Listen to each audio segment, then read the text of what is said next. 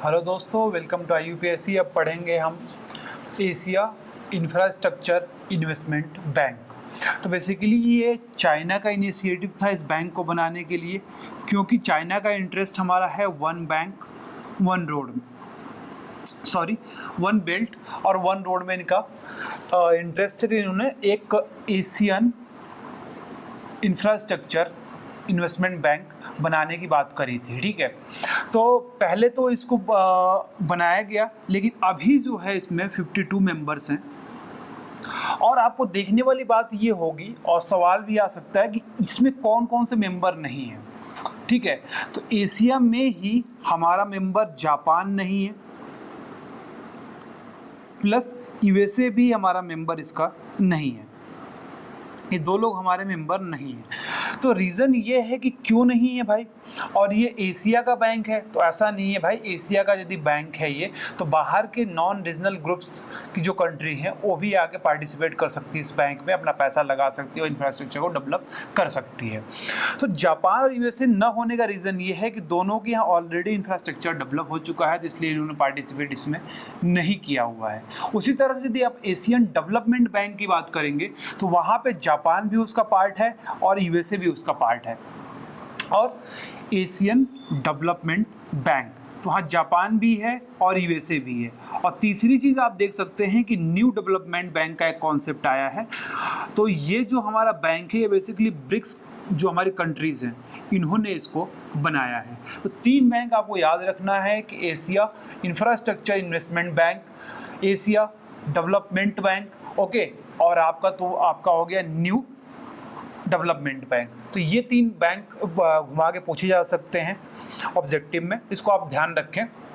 तब देखिए, अब यहाँ पे 52 कंट्रीज आ गई हैं। वन बेल्ट वन रोड का जो इनिशिएटिव है चाइना का, उस पर ये काम करना चाह रहे हैं। अब देखिए क्या हो रहा है कि ये किस लिए काम आएंगे। जो हमारा इंफ्रास्ट्रक्चर बैंक है ये इंफ्रास्ट्रक्चर डेवलप करेंगे, किस रीजन का करेंगे, तो एशिया और पैसिफिक रीजन का ये डेवलप करेंगे। तो कहाँ पे करेंगे, जो डेवलपिंग कंट्री हैं उनको एड दिया जाएगा ताकि उनका सोशल और इकोनॉमिक डेवलपमेंट हो सके, है ना।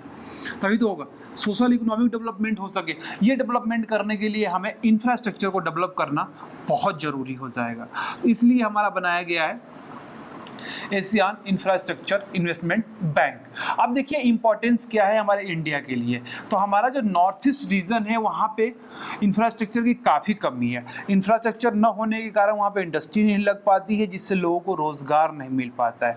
रोज़गार नहीं मिल पाता है तो परचेजिंग पावर नहीं होती है, इससे रिबल्स ग्रुप पैदा होते हैं। यही रीज़न हमारे नॉर्थ ईस्ट का भी है और कश्मीर का भी ये रीज़न है। तो इसलिए इंडिया का कंसर्न जो इन्वेस्टमेंट बैंक का ये है कि हम नॉर्थ ईस्ट रीजन में इंफ्रास्ट्रक्चर को डेवलप करें। ठीक है, उसके बाद हमारा मोटर व्हीकल जो एग्रीमेंट है BVIN, बांग्लादेश, भूटान, इंडिया और नेपाल, तो इसका भी जो फंड आएगा वो AIIB से आएगा।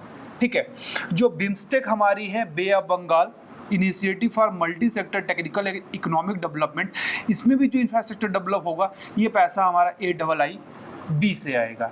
इसके बाद इंडिया को कम से कम 2 से 3 बिलियन इंफ्रास्ट्रक्चर डेवलप करने के लिए पैसे की ज़रूरत होगी, जो AIIB से आएगा।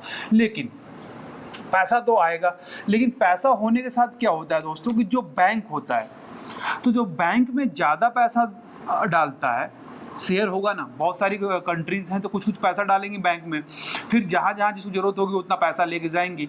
तो जो हमारा इंफ्रास्ट्रक्चर बैंक है एशिया का, इसमें हमारा चाइना का जो परसेंटेज है, शेयर है 26.5% है।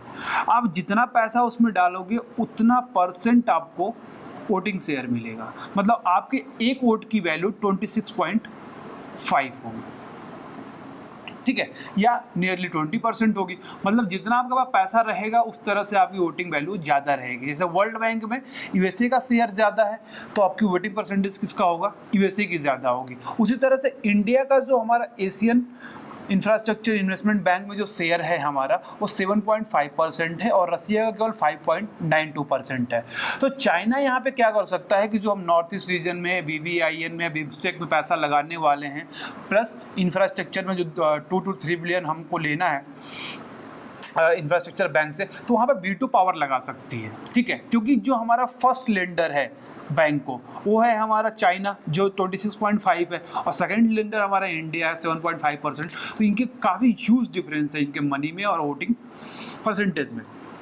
अब देखिए, चाइना का कंसर्न ये है कि चाइना चाहता है कि इंडिया भी पार्ट हो जाए वन बेल्ट वन रोड का, लेकिन प्रॉब्लम ये आ रही है कि इंडिया उसका पार्ट नहीं होना चाह रहा है, और वन बेल्ट वन रोड में जो पैसा आएगा बहुत सारा, वो पैसा हमारा AIIB बैंक से ही आएगा, ठीक है। इंडिया उसका पार्ट क्यों नहीं होना चाहता, इसका ज़रा रीज़न देख लेते हैं। क्योंकि जो हमारा वन बेल्ट वन रोड का जो कॉन्सेप्ट है, इसमें ट्रांसपेरेंसी की कमी है।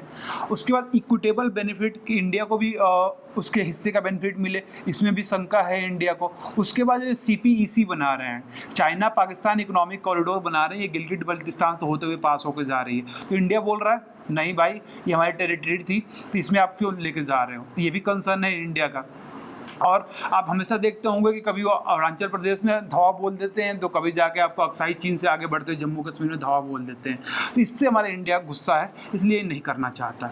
इसके बाद देखिए जो एक RCEP होती है, रीजनल कॉम्प्रिहेंसिव इकोनॉमिक पार्टनरशिप, तो इसमें क्या हो रहा है दोस्तों कि जो हमारे बड़े बड़े ब्लॉक्स हैं, जैसे हमारा TPP हो गया, ठीक है, और ट्रांस पैसिफिक पार्टनरशिप जो हो गया हमारा, उसके बाद ट्रांस अटलांटिक जो हमारा पार्टनरशिप है, इसमें इंडिया पार्ट नहीं है, ठीक है। तो बचे क्या, हमारा बचा आसियान, ठीक है।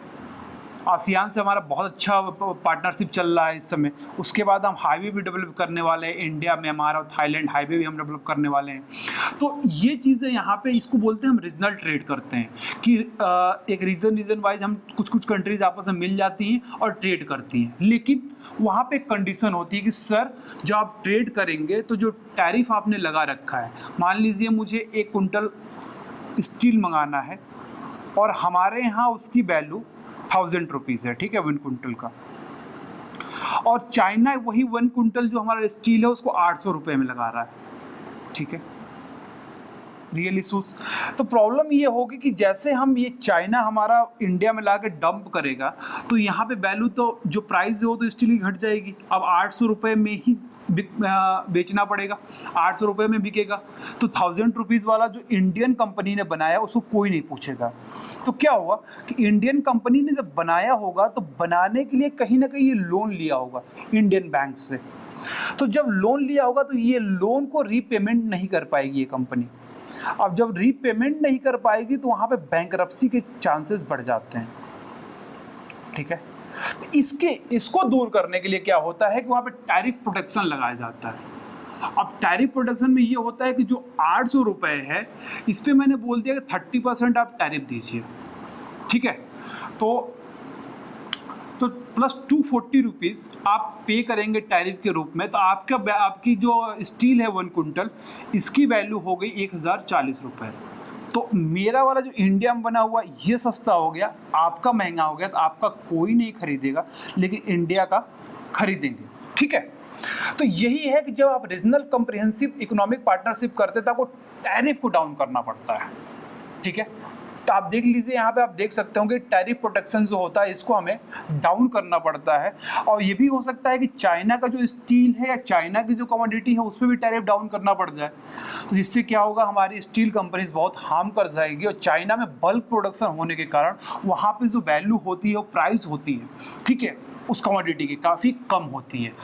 तो देखिए अब इंडिया का जो कंसर्न है दोस्त, इंडिया का कंसर्न बेसिकली लेबर में है, ठीक है, और प्लस सर्विस सेक्टर में है, ठीक। इंडिया का जो कंसर्न है ये लेबर और सर्विस सेक्टर में है, लेकिन कोई भी कंट्री MOU नहीं साइन करना चाहती labour plus service plus goods plus investment, ठीक है। ये 4 चीज़ें हमारी, ये इंडिया कह रहा है कि गुड्स में तो ठीक है, इन्वेस्टमेंट में भी ठीक है आप करिए, ठीक है, ये फ्री फ्लो कराइए बाउंड्री के क्रॉस, ठीक।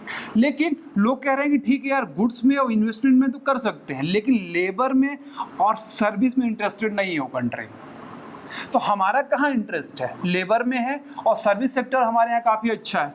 तो ये चीज़ पे हमारी जो अदर कंट्रीज़ है वो इसको विलिंग नहीं हो रही है, तो इंडिया को अब जानबूझकर अपना गुड्स और इन्वेस्टमेंट को लेकर इसको कट डाउन करना पड़ेगा।